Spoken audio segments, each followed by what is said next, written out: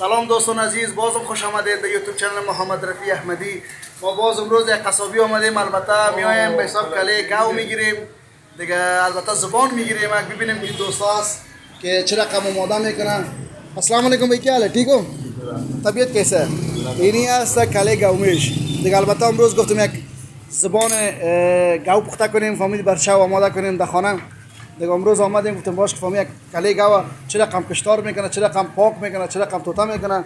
البته اینجا میبینید که کله بسیار زیاد است دیگه، این یک تا دو تا سه تا بسیار گفته کان تو وریتی کرتیش کلیشان زیاد است دیگه. البته دیگه برادر دیگه است فهمیدی. السلام علیکم بھائی، کیا حال ہے؟ ٹھیک ہو؟ طبیعت کیسا ہے؟ خیریت انشاءاللہ؟ کیسے ہو دیگه؟ البته میبینید این زبان توتا کرد یا مادهش کرده، این یک دونه زبانه که بخیر میگیرم دیگه. این میره باز البته مغزم داره، مغزا کجا پلاستیک است. این مغزای است که مغزای بسیار تایت است. این از مغزکش است، آدم مغزکش دیگه. نام خدا زبانه کلش یک کشال است دیگه، فهمیدی دیگه. نالا بخیر یک دونه زبانه که میگیریم. این البته سکینه دل میبینه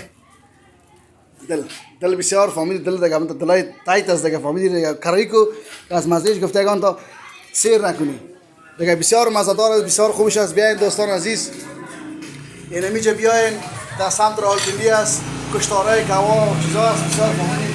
حتی میبینی بسیار بهترین چیز، بهترین گفتگان تا فهمیدی دیگه. این با خود که کامنت اندام تایت رایت شود دیگه دوستان عزیز، تایت رایت. خود دوستان عزیز دیگه، ما با اجازه فهمیدی فعلا زبان میگیریم، بخیر میریم سودخانه آمادهش میکنیم بر شب دیگه. سابسکرایب کنین، لایک کنین، ان شاء الله برنامه بعدی باز ما را ببینید باشه.